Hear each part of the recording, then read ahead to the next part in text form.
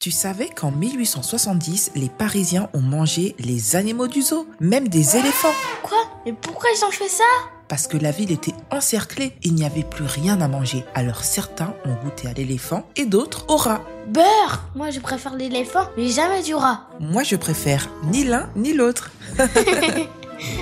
Dans mon livre 100 faits incroyables sur l'histoire de France, aux éditions Mimi et Si, tu découvriras des rois excentriques, des guerres étranges, des coutumes inattendues, de quoi te régaler en t'amusant. Tu trouveras le lien en description de l'épisode. À bientôt!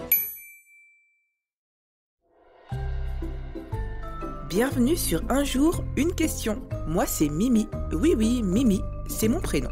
Chaque jour, je réponds à une question. Prépare-toi à voyager avec moi et à découvrir plein de choses. On ne va pas s'ennuyer, tu verras.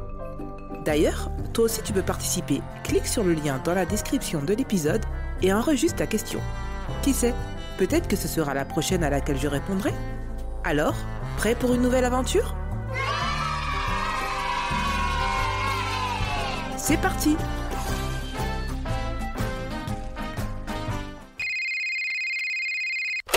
Bonjour, je m'appelle Amélia, je vis à Carassou-Poissy et aujourd'hui j'aimerais poser une question. Où la danse classique a commencé? Bonjour Amélia et merci pour ta question. Tu t'es peut-être déjà émerveillée en voyant un ballet avec des danseuses en tutu qui tournent sur la pointe des pieds et des danseurs qui bondissent dans les airs. La danse classique, avec toute sa grâce et sa précision, n'est pas née du jour au lendemain. Son histoire remonte à plusieurs siècles. Tout a commencé en Italie à la Renaissance, 15e siècle. À cette époque, les rois et les reines adoraient les spectacles raffinés. On mélangeait la danse, la musique et le théâtre dans de grandes fêtes appelées ballets de cour.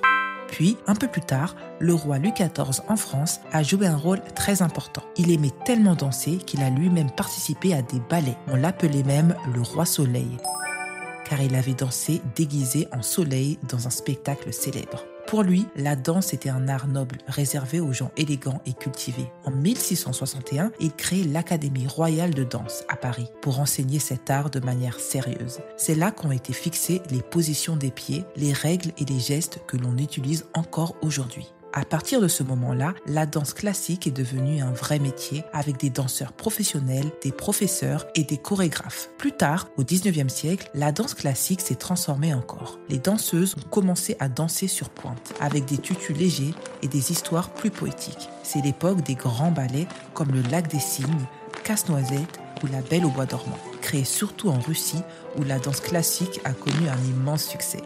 Aujourd'hui, la danse classique existe partout dans le monde. Elle a évolué, s'est mélangée à d'autres styles, mais elle garde toujours ses codes et sa rigueur.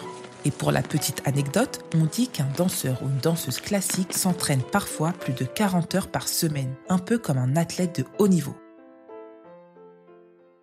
À demain pour une nouvelle question. Un jour une question, du lundi au vendredi. Avec Mimi les idées se mettent à danser. Des pourquoi rigolos, des comment rigoureux. Des petites merveilles, des trucs mystérieux. Pose ta question, ferme les yeux et laisse Mimi t'emmener un peu plus loin, un peu mieux, car chaque jour c'est le moment rêvé pour s'émerveiller, réfléchir et s'amuser. Na na na na na na na, na na na.